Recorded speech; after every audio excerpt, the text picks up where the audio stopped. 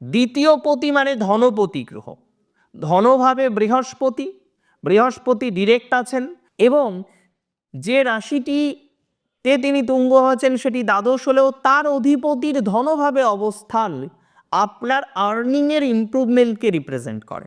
তবে খরচও বাড়বে। এটা যদি আমি বলি শুধু আর্নিং বাড়বে, কোনো খরচ বাড়বে না, ইট নেভার বি পসিবল।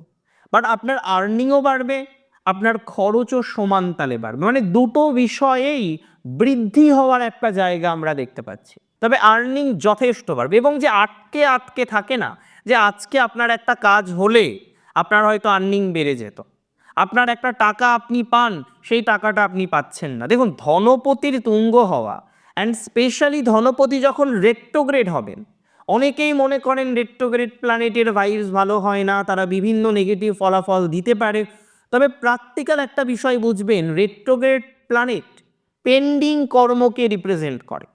তাহলে এখানে অনেক বেশি প্রবাবিলিটি রয়েছে, হাই প্রবাবিলিটি রয়েছে যে রাশি যদি আপনার নিশ্চিতভাবেই হয়ে থাকে, কি রাশি?